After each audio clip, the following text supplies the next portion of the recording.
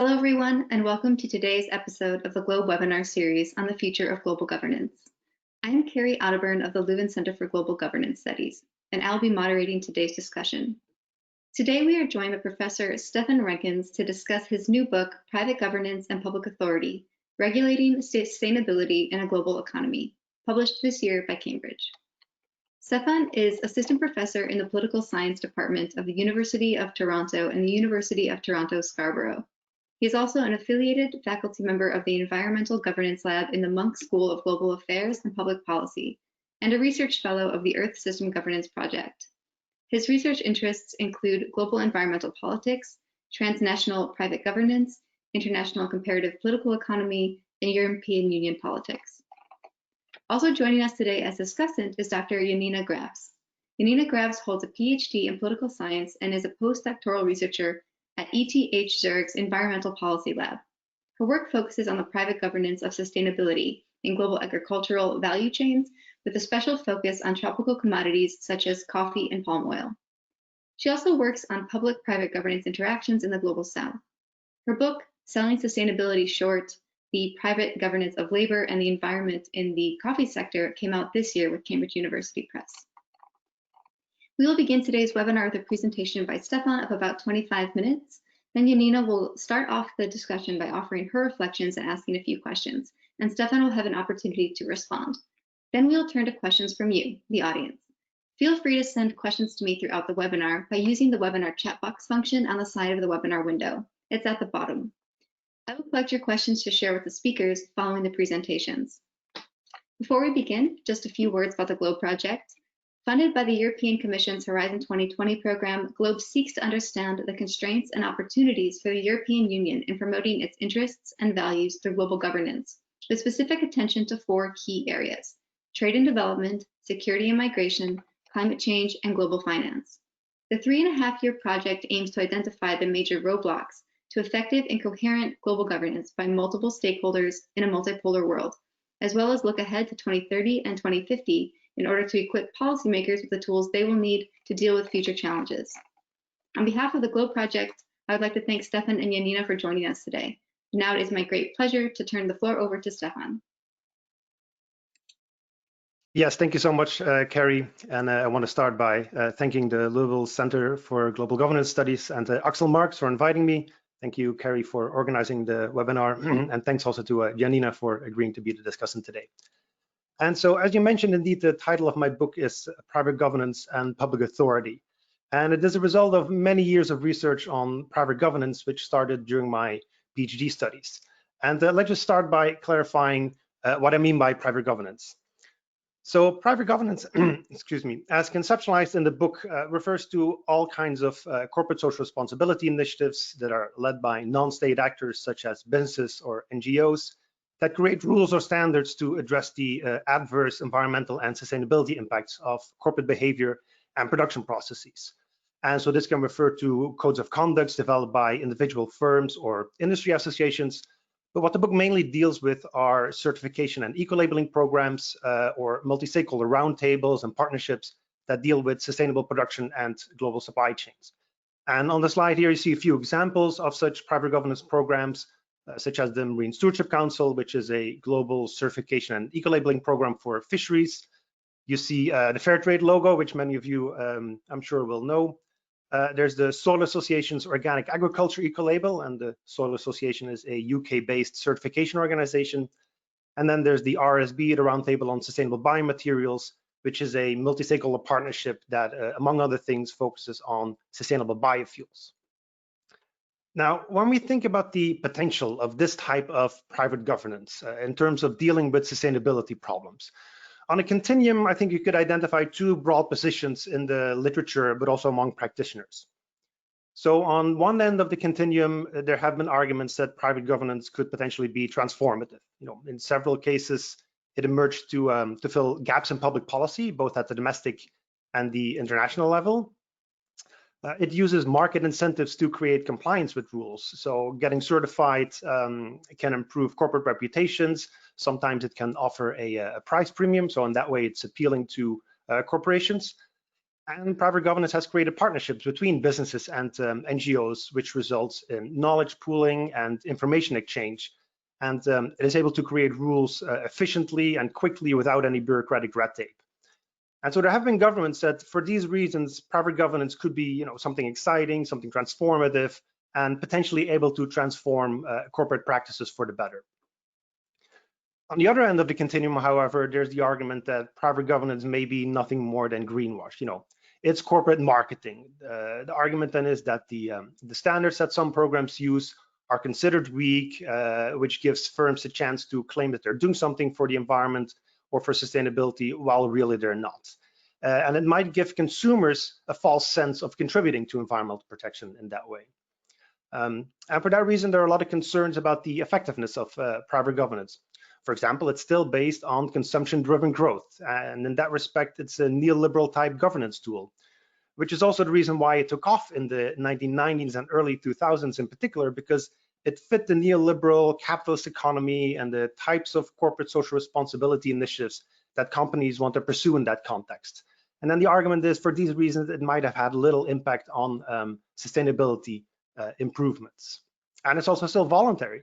So even if the standards are pretty high for some of these programs, mainly only the best performing firms may participate, with overall little impact on industry practices. So given these positions, the question then is, what is the role of government or the state or public authority, right? How can public authority assist private governance in reaching its full potential, or how can it steer or intervene to overcome some of these worst problems of private governance? And in the literature, governmental involvement has been discussed in several ways. There are quite a few studies that examine whether public or private rules are complementary or in competition with one another. Government has been examined as one among several stakeholders in these multi-stakeholder partnerships that contribute to the development of private governance. And governments have also been found to have a more active role by, for example, contributing financial or other resources to companies for them to get certified. But when I started to research, there was actually not much work on when a public authority would actively intervene in the functioning of private governance. There was some early work on orchestration by Ken Abbott and Duncan Snidel that pointed in that direction, but there was rather little empirical research on the topic and no theoretical framework to explain governmental interventions in private governance. And so the research questions that are at the core of the book are first, why and how does a public authority then regulate private governance? And two, what are then the implications of such regulatory interventions, both for private governance and for the larger policy area? And the research in the book is based on a clear empirical puzzle, namely that there is variation in the way that public authorities regulate private governance. And I specifically looked at the European Union, where across issue areas you saw that there is variation in the regulatory interventions in private governance. And in the book, I assessed 4 cases: organic agriculture, biofuels production, fair trade, and fisheries. And in 2 of these cases, organic agriculture and biofuels production, the EU has intervened in private governance. So for organic agriculture, private governance schemes and particularly certification schemes emerged in the 1970s. They spread across many member states. And then in 1991, the European Union intervened with what I call standards regulation and procedural regulations. And so with this, I mean that the EU, first of all, created rules on what organic agriculture means. So it created a legal definition of organic agriculture. And that is then what I call standards regulation. And the EU also established rules around the procedural aspects of private governance programs, which I here call procedural regulation. And this procedural regulation can encompass all types of procedural features of private governance schemes, such as how they set their standards, how they verify compliance with their standards. And the main focus here in the organics agriculture case has mainly been on credible rule compliance verification by independent auditors. And these regulations have been strengthened and deepened over time as well. For the biofuels case, you saw a similar trend where the main certification programs emerged in the early 2000s, and in 2009, the EU established both standards and procedural regulations, which means that it defined what sustainable biofuels production means, and it introduced procedural rules for private governance programs again, with several adjustments made over time on the basis of those initial regulations. Now, unlike the cases of organic agriculture and biofuels, in the areas of fair trade governance and fisheries governance, the EU has not intervened. And for fair trade, on two separate occasions, in 1999 and in 2009, the EU decided explicitly to not intervene and to not create any standards or procedural regulations. For fisheries, the story is a little bit more complicated because in 2008, 2009, the European Commission started developing a proposal for procedural regulation, but that proposal was never formally released or discussed in any of the other EU institutions. And then by 2017, which is when the empirical analysis of the book ends, there was still no intervention by the EU yet. And even up to today, there is no intervention, and it does not look like any type of regulation will be adopted soon. And so you have this variation across these issue areas. And the question then, of course, is why? Why is there this variation across these issue areas? And the argument that I develop in the book on the basis of these cases is that public intervention and private governance depends on the interaction between two variables, which I call the domestic benefits of product differentiation and the fragmentation of the private governance market. So let's go over them one by one. So first, the domestic benefits of product differentiation. The logic here really is creating public support for domestic producers, facilitating firms access to the market for sustainably produced goods and increasing their competitiveness in that area. And so by creating standards around sustainable production, a public authority can offer public support to producers that are already engaged with organic practices, for example, or it can support those that are not yet involved in such sustainable production. And that, of course, is especially appealing when there is growing consumer demand for sustainably produced goods. At the same time, a public authority can also be motivated by the creation of a first mover advantage. So by setting the rules around sustainable production first, a government can make sure that it doesn't end up having to adopt the rules that some other major market has developed, but rather that it gets to set the rules itself and that others have to adjust to its rules. And so making sure that you're a rule maker internationally rather than a rule taker. And this, for example, happened in the case of organic agriculture, where the US at the end of the 1990s was also looking into regulating organic agriculture, and that created then an additional incentive for the EU to also create rules in this issue area at that particular moment in time. When we look at the fragmentation of the private governance market, fragmentation here refers to the diversity of private governance programs in the market. Some observers have mentioned that there's an eco-label jungle out there, that there are just too many claims about sustainable corporate practices in the market, and that these certification programs use different definitions of sustainable production or use different procedures, for example, to verify compliance with their standards. And consumers may then be unclear about which eco-labels or which certification programs or corporate claims they can trust. And producers, for producers, it may be unclear to which programs they should get certified. And they may feel the need to get certified to multiple programs, which then, of course, is not very cost effective. And so that market uncertainty resulting from this fragmentation can, in the end, undermine the credibility of all private programs in the market, both the good and the bad. And the idea here is then that a public authority can intervene by harmonizing the standards or the procedures to create some structure or order in the market. And besides this market uncertainty, there's a second problem with fragmentation, namely that these private programs that have different standards and procedures, they may not recognize one another exactly because they have these differences in standards and procedures. And this, of course, can create trade problems, which in the case of the EU is particularly important because it aims to be a fully integrated market. And so, for example, early on, you had organic certification programs that were specific to certain EU member states.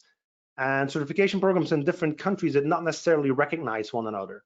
And so this meant that a producer certified to one program in one country would not be able to get certified by or use the eco-label of an organic agriculture program operating in another EU country to which this producer would export his goods.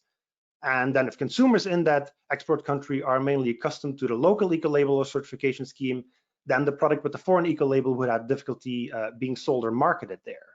And so EU-level harmonization could then facilitate that type of trade. And so these are two reasons for public intervention. Now, private actors could actually avoid that type of public intervention if they engage in private harmonization themselves to overcome these fragmentation problems. And that can occur, for example, when private governance schemes mutually recognize each other, or when these private governance schemes create some kind of umbrella organization with harmonized standards and procedural rules. And that is, for example, what happened in the case of fair trade, where in the 1980s and 1990s, you had multiple fair trade labeling schemes that were specific to a given country, which then, of course, created that fragmentation that I mentioned. And then at the end of the 1990s, 17 of these programs created an overarching organization, which was known as the Fair Trade Labeling Organizations International. We now know it as Fair Trade International. And that was then an effort by private actors themselves to harmonize the field. And that was an argument against the need for public intervention. But of course, in the absence of such private harmonization, public intervention might then actually be warranted to deal with these fragmentation problems. And so the argument in the book then is that the interaction between these two variables explain the outcomes of the cases. For the fisheries and the fair trade case, as I mentioned, the outcome was no intervention. And that then is the result of these domestic benefits of product differentiation being low and the fragmentation of the private governance market being low as well. And to use fair trade as an example, again, as mentioned, there was an explicit decision in 1999 and in 2009 to not intervene. And this then can be explained by the fact that there were no benefits to intervention. There are no fair trade producers in the EU markets that could benefit from fair trade standards. And so there was also no one asking for such a standard. And there was also no perceived first mover advantage to intervene.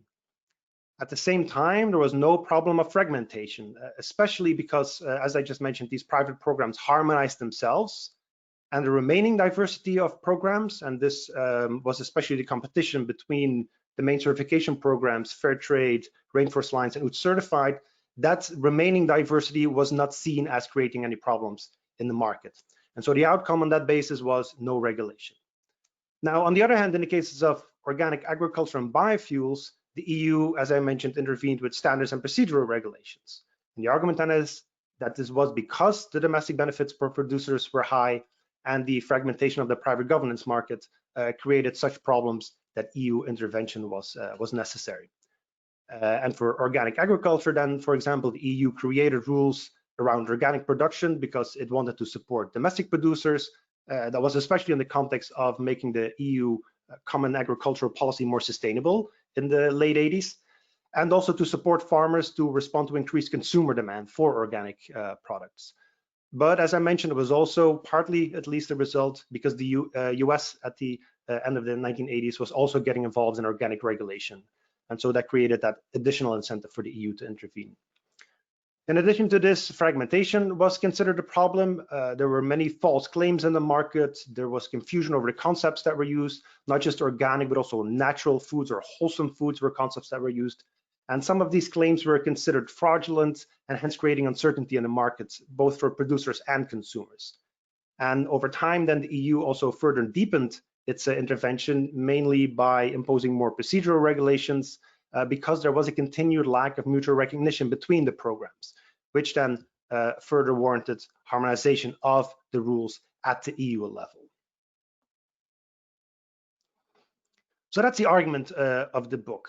What are then the larger implications? So I think my book shows that there is a role for public authority in regulating private governance to help overcome these fragmentation problems or to assist their local producers. But I would say that it really depends on how a public authority intervenes and that there are clear constraints as well. So on the one hand, I would say there is a role for public authority. So in the cases where the EU intervened, these interventions have been quite influential in terms of restructuring the private governance field. Private schemes had to adjust to the EU's interventions. Some schemes had to increase the stringency of their standards and their procedures, and others had to leave the market. But I also think that there are particular potential in the interactions between public and private governance. And I'll just give two examples. So first, there is a potential for spillover effects or learning effects. And so in this scenario, private governance schemes can create voluntary rules. And the government can then assess how producers deal with these rules and assess what is possible in terms of sustainability regulations. And governments can then adopt the most successful rules and make them mandatory. And so in that scenario, private governance would function as a experimental testing ground. And that is, for example, again, what happened in the case of organic agriculture, where private certification schemes were the first to develop rules in new areas such as wine and aquaculture. And then the EU later adopted some of those standards for organic wine and organic aquaculture. Besides these learning effects, I think there's also great potential in a neat type of governance interaction that the EU has used, whereby private governance is fully integrated into public policy design. And this has been done in the biofuels case. And in the EU, that is called a meta-governance approach. And the logic is as follows. So the EU sets the sustainability rules. So in this case, the EU has defined what sustainable biofuels production encompasses. And then in the next step, the EU has formally approved private governance schemes that incorporate these rules and that follow certain procedural rules that the EU has established as well. And then the EU just delegates compliance assessments of its rules to these approved private governance programs. And so a producer then that gets certified by an EU approved certification scheme will automatically comply with EU legislation. And that is beneficial, since in this way you can reduce policy costs, because you don't have to invest that much anymore in implementation capacity, since you have delegated that task to private governance schemes. And it also creates a larger geographical reach, since many of these private certification schemes are global schemes. So any producer worldwide can use that certification scheme to get certified and then have direct access to the EU market. Now, that doesn't mean that there are no problems with this specific approach. In the case of biofuels, there are certain important issues like labor issues or food security issues or land use change issues. They were not included in the EU biofuel sustainability standard, so that's definitely problematic.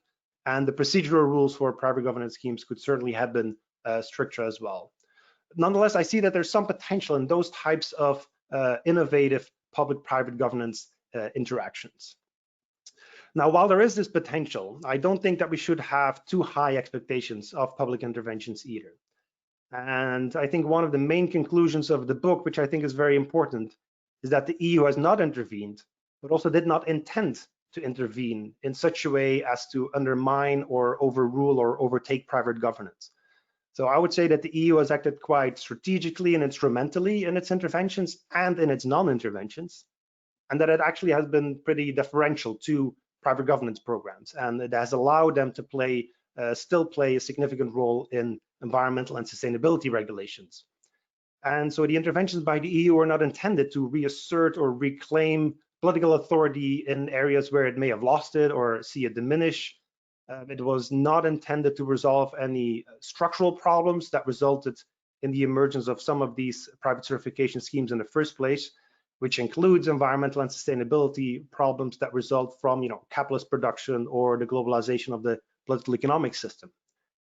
And it was also not intended to solve problems that are inherent to private governance programs, such as the fact that these programs are built on consumer-based approaches to environmental problems. And in fact, the EU has fully embraced that type of consumer-based approach as a credible policy solution.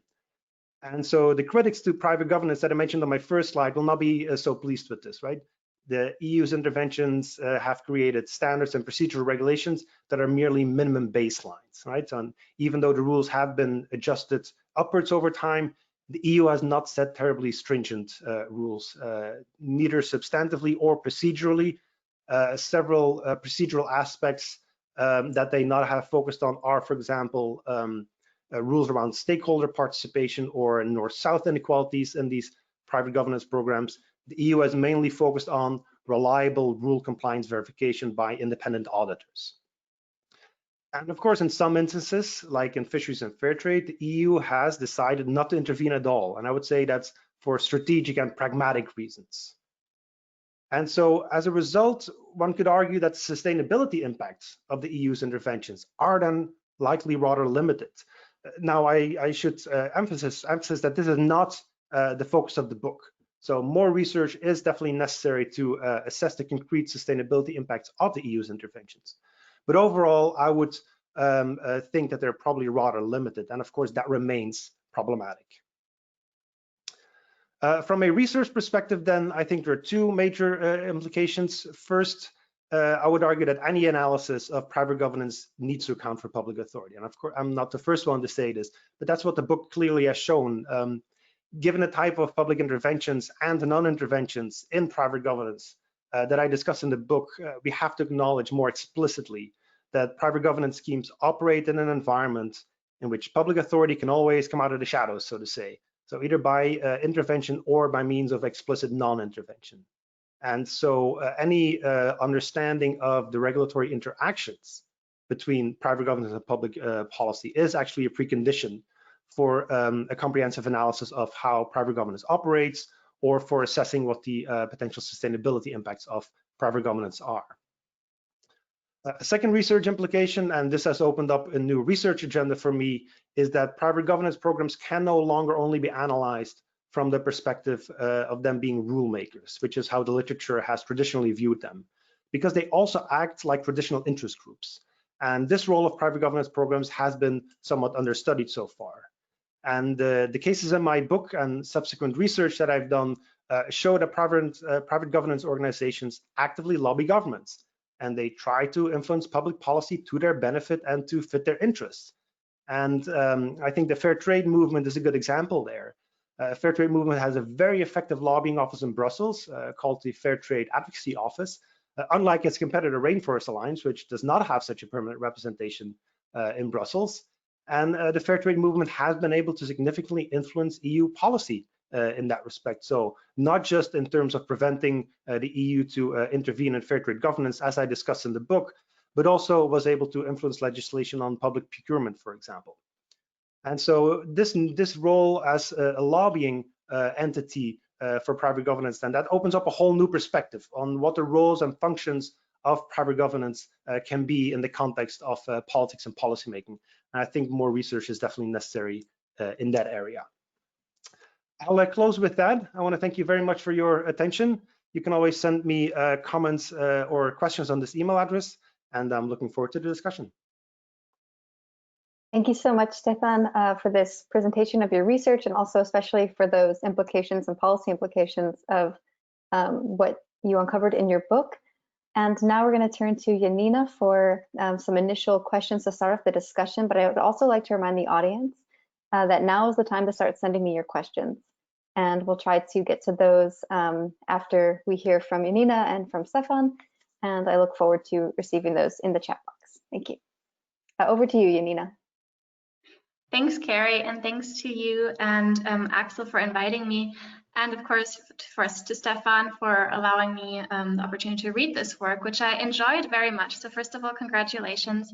It's a feat of comparative policy analysis, and fills a really important gap, in my opinion, as you outlined. And until, like you said, there was not that much work on public-private interactions when you started this work. I would contend that really until this book came out, while our field has moved into some more analysis of public-private governance interactions, it's really been mostly focused on concurrent rules and how those rules have sort of coexisted, conflicted, or been co-beneficial. And so this is really, from my viewpoint, one of the first books that looks into public policy making about private governance, and does so in a really comprehensive way with a clear theoretical framework that is very thoughtful but not convoluted, so it's easy to follow and pleasant to read. And then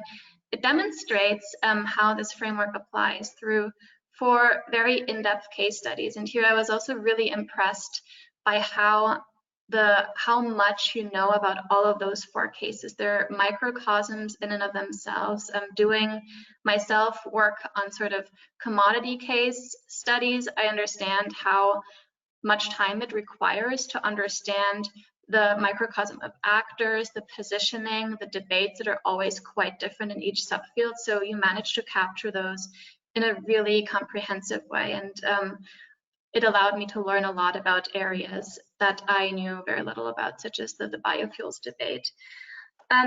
So I'll move into the questions that I have by way of opening up the discussion, and I think they also showcase a bit more some of my reflections on where this work might go in the future. So the first of all one is that you give a very compelling and very detailed also account of EU public policy making. And again, your 4 case studies are comparative, but all have the same public authority at its core, which is the European Union, which is an important global public authority, but also quite a special one, as you outline in your book.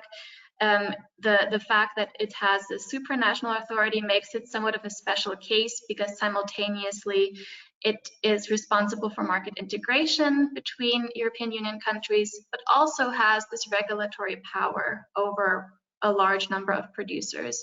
So my first question is, given that the book is not titled Private Governance and the European Union, but Private Governance and Public Authority, how far do you expect, and could you expand on how far the framework travels to other major global policy actors, for instance, the United States or China? How far can we push this framework to act? Then the second question that I had was, I was super interested in this new framing that the decision making on whether to intervene or not and in which capacity is basically interest group politics at the European Union level, in which private governance schemes, as you argue, act as interest groups that have the main political interest of making sure that their own survival as rulemaking governors persists over time. And so the book, I think, only dives a little bit into this really interesting political interest group argument. So maybe you could expand a little bit more on how you see them act in those ways. What other political interest groups do they contend with when they're making these claims, and are there alliances that form that you could observe? Third, your cases all happen more or less in the same time frame. I mean, if we use time frames broadly in decades, and yet they're treated quite separately in the book. So I was wondering how much of policy learning you observe between the cases or cross-references in which they might have influenced each other, or where the European Union tried as well in experimentalist policy making about private governance, what works or what doesn't.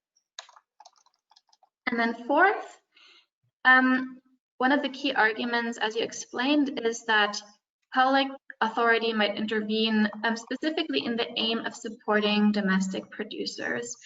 And here, of course, domestic producers might not be seen as a single unitary actor group. There might be producers that were quite advanced and already adopted certification schemes whose interest might lie in keeping standards high, protecting their first mover advantage, whereas there might be other producers that would be in support of lowering the yardstick such that they might catch up to their domestic competitors. And alternatively, we could think about producers that are mainly focused on the domestic market, of no interest in engaging with certification schemes, but contend with the more export-oriented firms. So did you see any evidence of how the intra-producer interactions influenced action at the policy level? And we were talking before, you might just pick and choose them, or let's see how the debate and the discussion goes. But yeah, again, congratulations on a really impressive piece of work, and I look forward to your answers. Thank you very much, Janina. Those are great questions, and some of them are quite big questions. So let's go over them one by one. So the first question about to what extent does this framework travel to other global actors such as United States or China potentially? And so, yeah, so absolutely. So the argument is built on these 4 cases in the European Union. So I think the internal validity is pretty high, but the question, of course, is, what's the external validity of the framework? To what extent can it be generalized? And as you mentioned, the EU is a particular kind of organization. It's a part international organization, part federal-like entity. And I chose the EU because to me, it was the most likely case to observe these kind of public-private governance interactions. And As you mentioned originally, I had very little to grasp onto in terms of empirical analysis or theoretical analysis that was available. So in that case, or in that instance, I chose the most likely case to see these types of interactions, also given the EU's competencies in environmental and sustainability regulation and its eagerness to regulate, let's say, right, which is one of the critiques that is oftentimes given to the EU as well. It regulates too much. So it's definitely influenced by those factors, but also these types of public interventions, even now, they're not very common yet. They might become more prevalent in the future, but for now, I think the absence of regulation is still the dominant outcome. And in the conclusion of the book, I offer some short examples of how the framework could potentially be applied in a non-EU context, but I've not done any systematic testing of the framework yet. Those short examples, I think, show, though, that the two independent variables that I identified, the domestic benefits variable and the fragmentation variable, that they're certainly relevant in other contexts. That does not mean, of course, that other variables are not at play that might interact in specific ways with these two variables that I have identified. In the US, you mentioned the US. I think one thing that's different there, for example, is a different regulatory culture. So it's much less interventionist, at least over the last few decades, if you follow David Vogel's argument about how the EU now has become much more interventionist, while the US was more intervention in terms of environmental regulation than a few decades ago. And so there might be more resistance to regulation there. Thinking about the US, fragmentation is also a relative concept. And I think fragmentation, the way that I look at it in the book, needs to be problematized. And so looking at the US, when you're open maybe to market-based competition, and you're open to market competition between eco-labeling programs, then that type of fragmentation might not necessarily be considered problematic, right? Unless maybe it creates trade barriers. And when you look at the US, it is an integrated market, and there might be trade barriers if there are significant differences between programs that are specific to certain US states. And I think, for example, when you think of the US organic agriculture case, from what I know about it, I think the reasons for intervention there also had a lot to do with the fragmentation of the market. There were false claims in the market there. There were potentially trade barriers between states, and so that created market uncertainty. At the same time, the organic movement, just as in the EU, heavily lobbied for recognizing organic agriculture for market differentiation purposes, and because there was an increasing consumer demand. So in that case, I think maybe you can translate the framework to a different setting, but there are always the possibilities that these other variables interact with that. I think when you move to non-democratic countries, of course, the politics of policymaking is very different, and the drivers of intervention may be very different, and then this framework might not be the one that you want to use to explain, Chinese regulation of the Forest Stewardship Council or something. And so there, the focus might be in those countries maybe more on, reclaiming public authority, eliminating private rulemaking altogether, and reestablishing the primacy of public policy over private rulemaking. There's limited or no lobbying opportunities by social movements or NGOs or private governance schemes for that matter in those countries maybe. So that's definitely a factor that influences the policy process as well. And in my cases, that lobbying by private governance scheme was critical in the way that fragmentation of the market was perceived, or in the way that that support to local producers was framed to policymakers. So I think that the variables that I identified are potentially relevant in other countries, but there might be interactions because of the specific local regulatory context.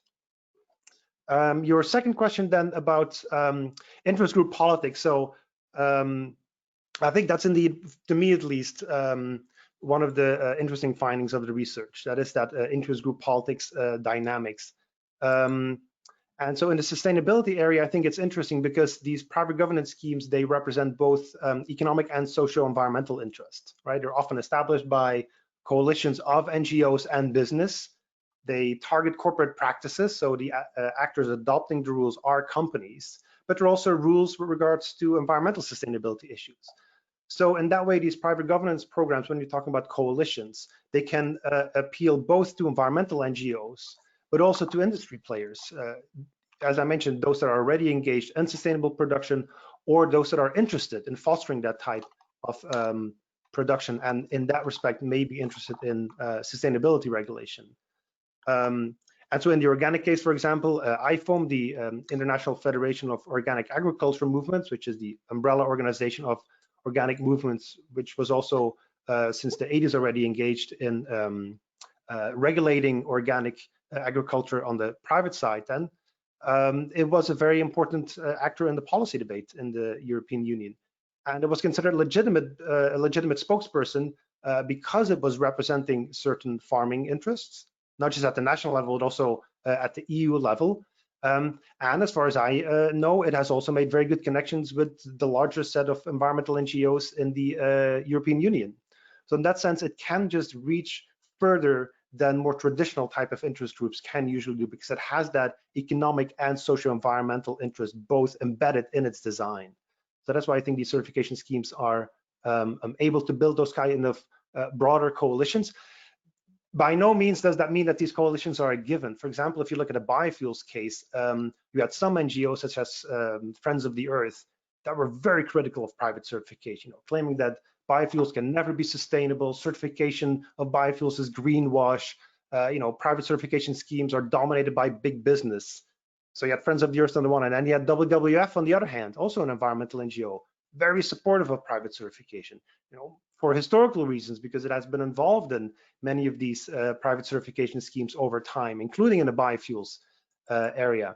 And WWF actually played a big role in the EU biofuels policy in designing that meta-governance approach, whereby the private certification schemes are integrated into public policy design. WWF had a big role to play there, but you had that contrast between different environmental NGOs and then certification schemes, or WWF was closer to these certification schemes than other environmental NGOs. So I think it's part of my future research project as well, as looking at, so what are then the diverse strategies that private certification schemes use to influence public policy, and what are the coalitions that they engage in to influence policy? So those are definitely interesting questions for the future. The question about timeframes. So yeah, I think the organic case is certainly a little bit older than the other cases, going back to the mid-80s. But the start of the EU policy discussions on fair trade, fisheries, biofuels, they all more or less date back to the mid-1990s, early 2000s.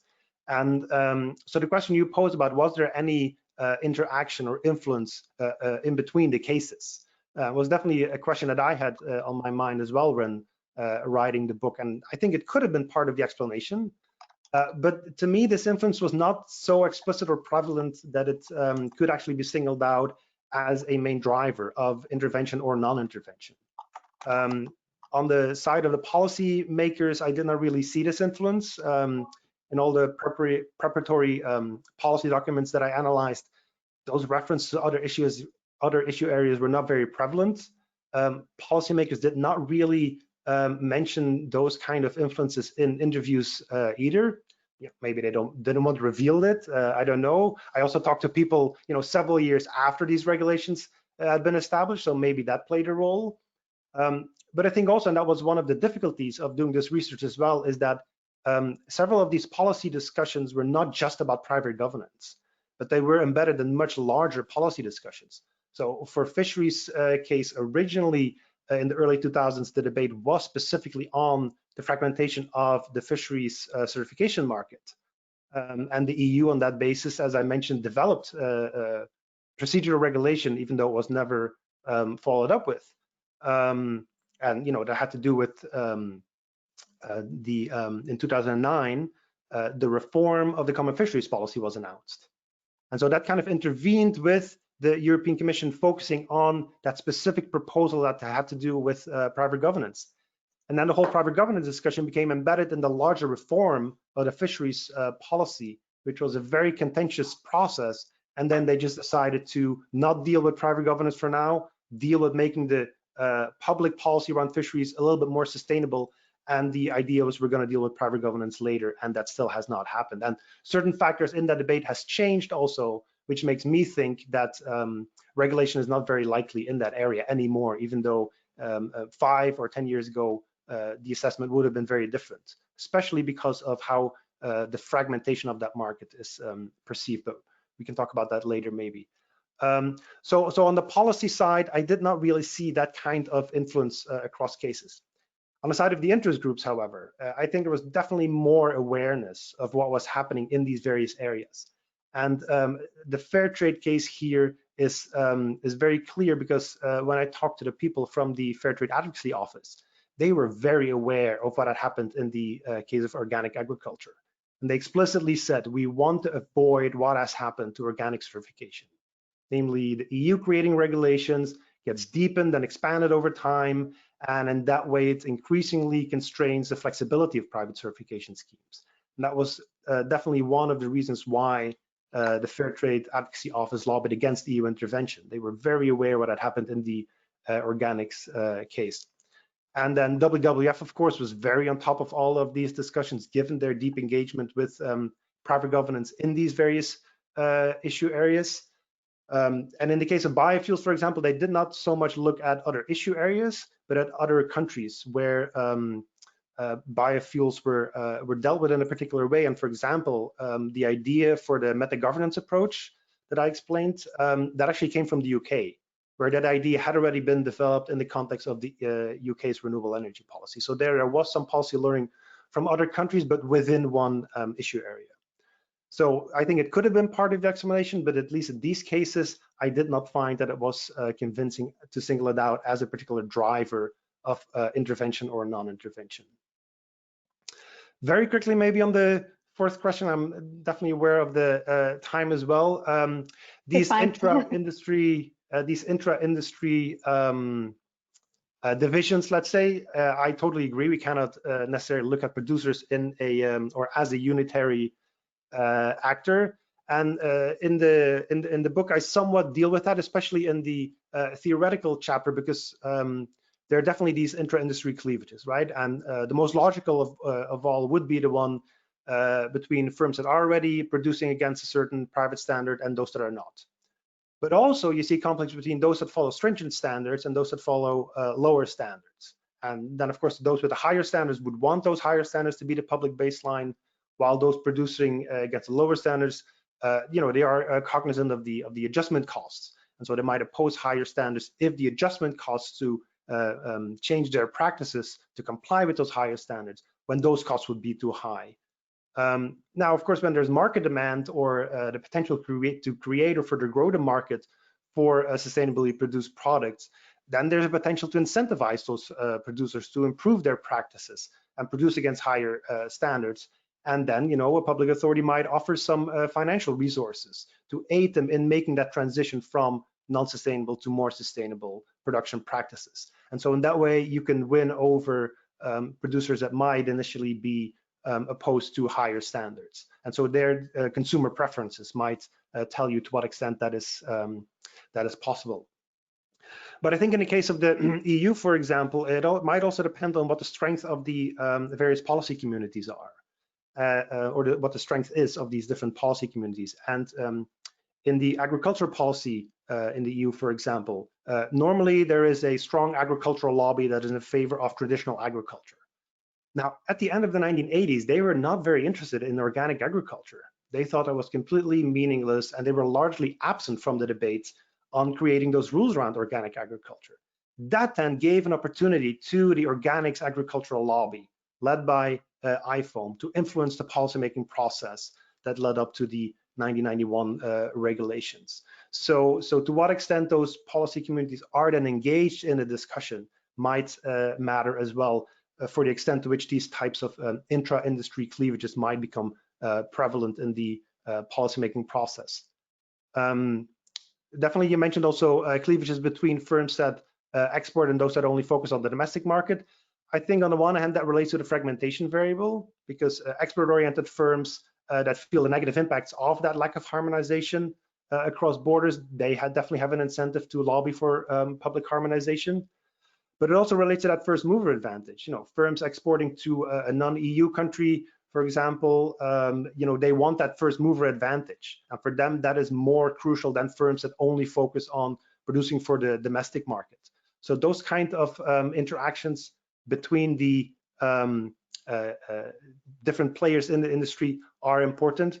I think it's particularly in the context of the EU, what is relevant is also what countries these producers are from.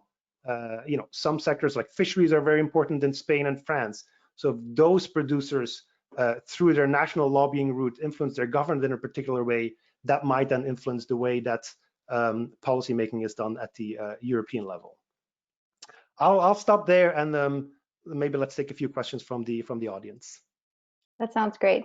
We have received a few, but I think we'll probably have time for about one round of questions that we can always take this conversation offline via your email there. So I think that's totally fine.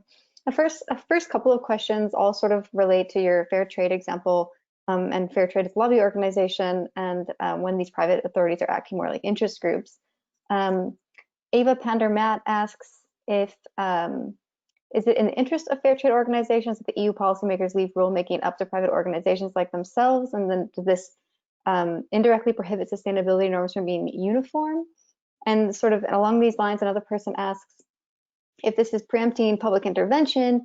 Are these groups also occasionally lobbying for pro-sustainability policy? Are they trying to make a broader difference in line with their overall mission, or is it primarily a business, taking it from a business perspective and trying to preserve a self-preservation sort of technique? And then a second question comes from Axel Marks, and this is more policy oriented. When public policy engages with private standards, they need to develop recognition systems which distinguish credible from non-credible standards. And what, according to you, are important elements which need to be considered in such recognition systems? And then the third question is wondering if you have reviewed the business and human rights literature on this topic, because it seems like this has generally, most has been written from a legal perspective. And so they're wondering if you saw some crossovers with the business and human rights literature. We'll start with those, and we'll see where we can go from there. Okay, thank you very much. So I think the fair trade question relates to the broader question about these private certification schemes as lobby groups or interest organizations. Well, I think they lobby to retain as much what I in the book call private governance space as possible. And in that respect, they're not unlike any other interest group. An interest group, part of its function is also maintain or survive as an interest group. The difference here is that the survival of the interest group means also the survival as a rule maker. And in that sense, the interaction is very interesting because it directly competes with what the state or what a public authority inherently does, which is creating regulation. So I do think that part of why they lobby is to retain as much rulemaking power as possible.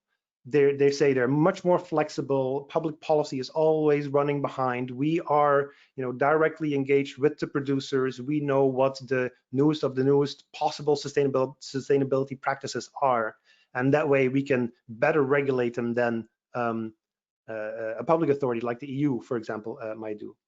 Now, of course, that doesn't mean that they're only interested in their own self-interest. They're also, of course, interested in their more normative or moral perspective of trying to deal with environmental regulation. And for example, and maybe it was because it was the first true case, which is the organics case. There, a part of the demand came from the organic agricultural sector because it recognized that there were certain fraudulent claims in the market, and it wanted to the EU to intervene and to create some kind of a legal standard, a legal definition of what organic agriculture means.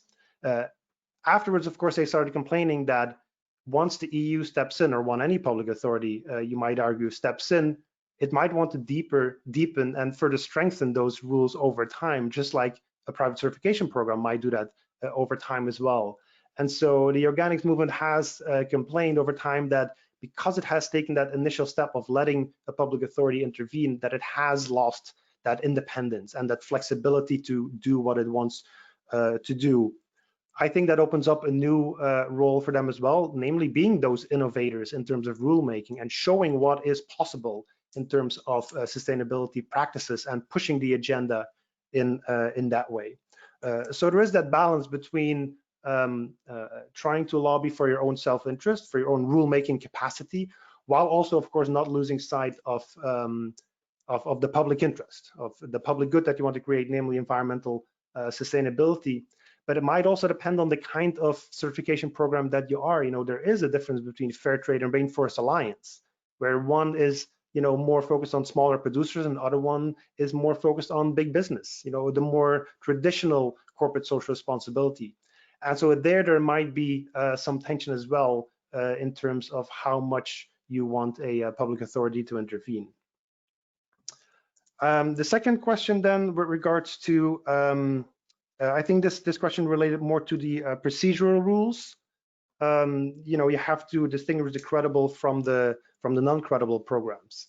I think an important issue there is what is the basis on which you develop your standards? How do you develop your standards? What is the role of science in developing your standards? What's the role of scientific evidence in rolling out a certain rule for sustainable production? And so the process of how you create the standard or what the basis of that standard is.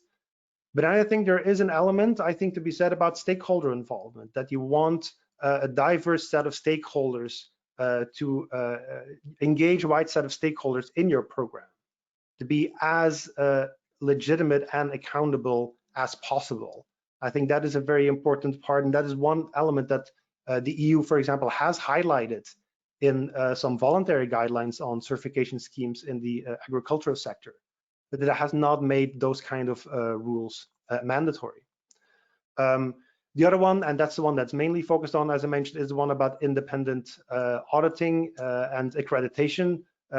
In certain respects, there is still, for example, in the organics area, but in the biofuels area as well, some flexibility in what types of rules on auditing and accreditation are used.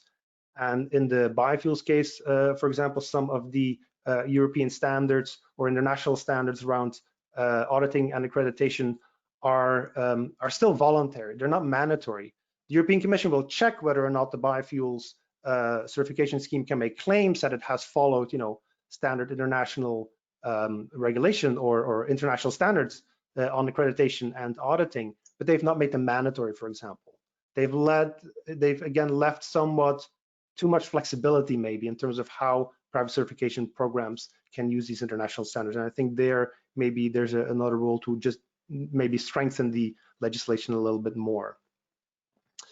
The final question about the business and human rights literature, that's a very interesting one. And I must admit, I've not engaged very much with this literature at all. So that's definitely something that will be part of my to-do list for my future research project as well, as focusing more on that literature, because I do agree that it might be really relevant to include that kind of literature as well, for sure.